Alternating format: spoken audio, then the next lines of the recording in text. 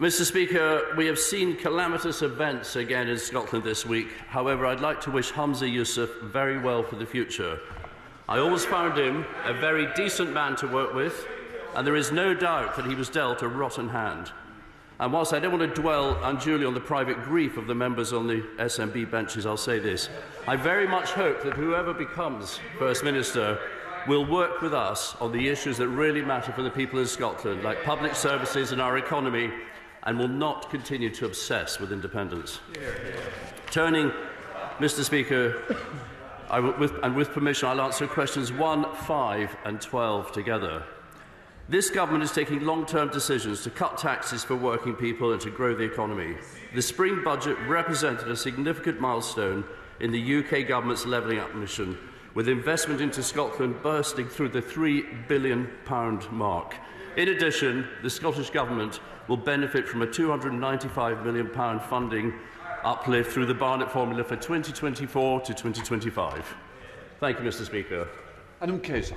The reality is, Mr. Speaker, the Chancellor's regressive spring budget left the people of Scotland behind, whilst in contrast, the SNP Scottish Government took the bold step of implementing a progressive tax scheme.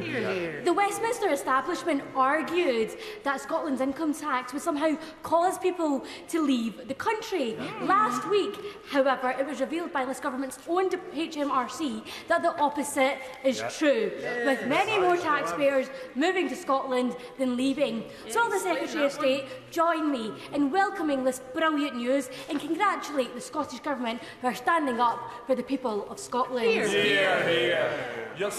Mr. Speaker, the Honourable Lady's point would be relevant if the report she's referring to wasn't from 2018 to 2019, long before we entered into 6 tax bans in Scotland versus 3 in the rest of the UK.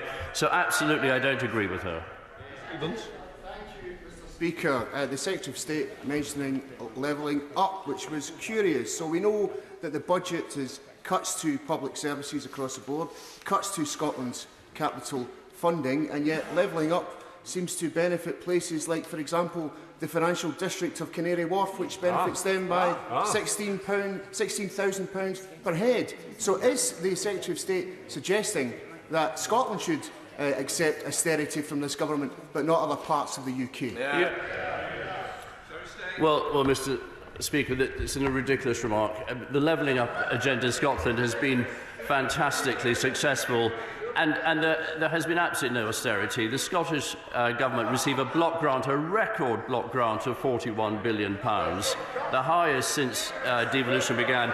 And I'm surprised the SNP want to talk about budgets, Mr. Speaker, because the Scottish Government's budget put taxes up and they cut vital public services, so Scots are actually paying more, getting less.